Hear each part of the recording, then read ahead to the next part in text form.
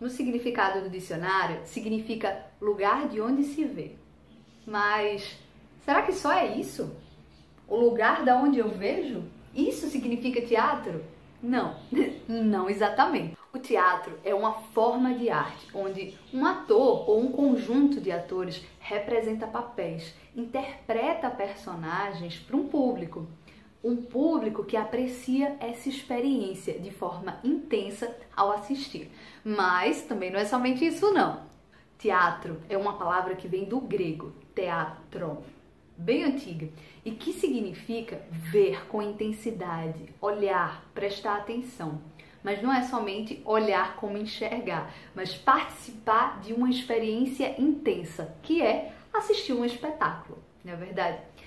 Ao assistir uma peça, você vê atores representando papéis, criando personagens, se transformando em pessoas que eles não são na vida real. Essa é a experiência de assistir um espetáculo teatral, de você conseguir ver essa narrativa acontecendo ali, na sua frente, bem pertinho de você. E para um espetáculo acontecer, a gente sabe que precisa de um personagem, de um ator que cria ou se transforma num personagem, um texto, uma narrativa, uma dramaturgia. Essa dramaturgia é, na verdade, o texto criado para que o ator encene, para que ele interprete, né? E o terceiro ponto, que seria o público, ou seja, alguém que possa assistir a isso.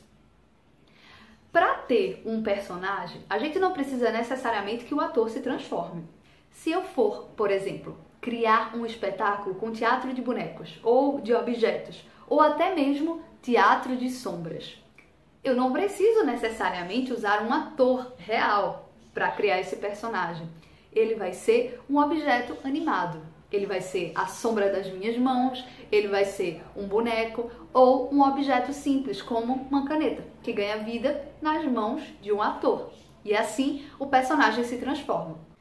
Toda história no teatro precisa que essa narrativa seja fluida, que ela aconteça, que as partes sejam ligadas. Por isso que é tão importante pensar no texto antes de qualquer coisa. Para o espetáculo acontecer, alguém precisa contar essa história, né? Mas não é história de era uma vez, não.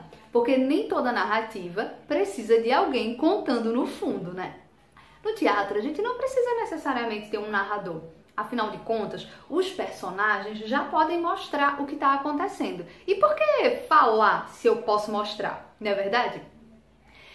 O personagem, ele vai fazer parte dessa história a partir de um texto. Ele vai caminhar nessa história a partir do texto. Lembram que eu falei para você que existem 3 pontos principais? O ator, o texto e o público? Então, o ator se transforma no personagem a partir de um texto. Esse texto é escrito por um dramaturgo. O dramaturgo é a pessoa responsável por criar a peça. E aí, naquele texto, vão ter os diálogos, vão ter as intenções, as anotações do autor do texto, do dramaturgo. Para os momentos em que ele quiser que o personagem grite, o momento em que ele diz assim, tal personagem sai da cena, tal personagem entra, fulano escuta pela parede. Tudo isso está mostrando lá nas entrelinhas e nas anotações que o dramaturgo coloca. Assim, os atores vão saber o que é que eles têm que fazer no meio da cena. Legal, né? Mas nem sempre esses textos vão ter diálogos, sabia? Existem espetáculos que os personagens não falam, porque simplesmente eles agem. Então a ação na cena, ou fazer a cena, às vezes nem precisa que seja falado. Pois é, tem disso também.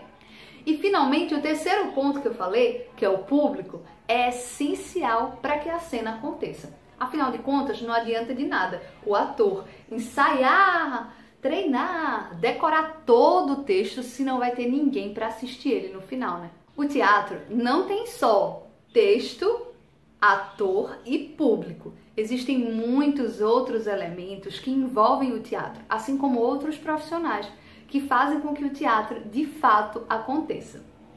Então você ficou curioso para saber o que mais tem no teatro e quais são esses elementos que envolvem a cena? Então fica ligado, deixa seu comentário aqui e se inscreve no canal para acompanhar as próximas aulas de teatro. Tchau!